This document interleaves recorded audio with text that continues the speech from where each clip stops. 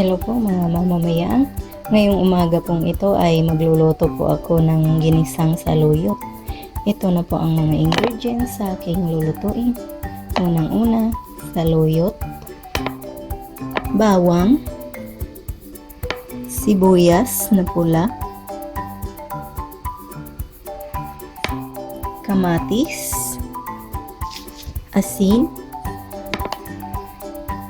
at saka toyo. Igigisa na po natin yung bawang.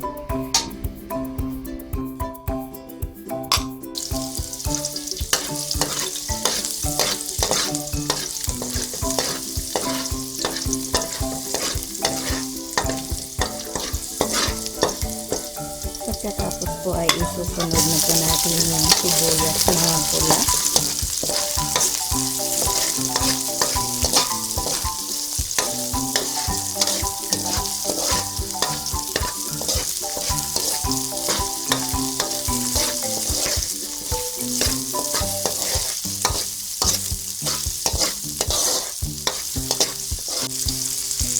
Ngayon pong mabango na ang sibuyas at saka yung bawang, nangangamoy na po sila, ay pwede na natin isunod ang kamatis.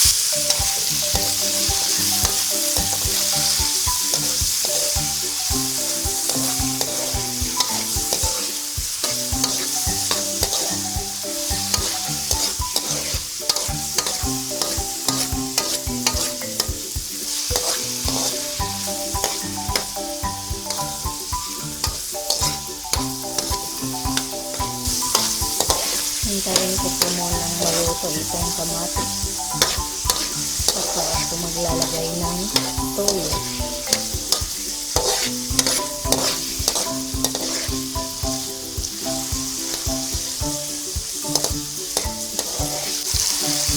Ngayon po ay maglalagay na ako ng toyo.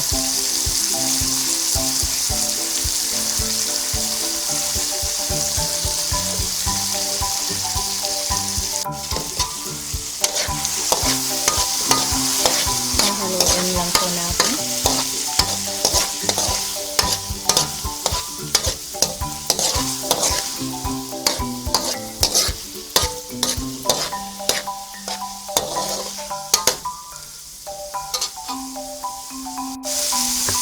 Ngayon po ay ready na pong ilagay ang saluyot.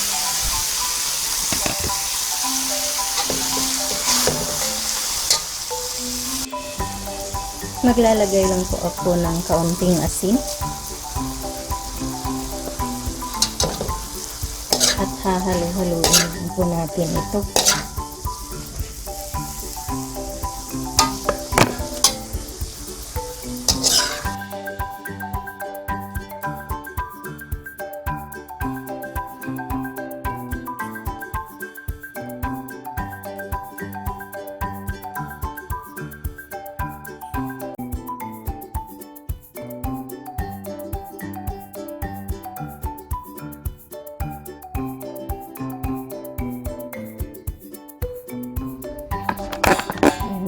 Luto na po itong ating saluyot at papatayin ko na po yung apoy. Ngayon po ay hahanguin ko lang po ito. Ito na po mga mamamayang ang aking ginisang saluyot. Sana po ay mag-like at mag-subscribe kayo at sana ay magustuhan nyo ang recipe nito.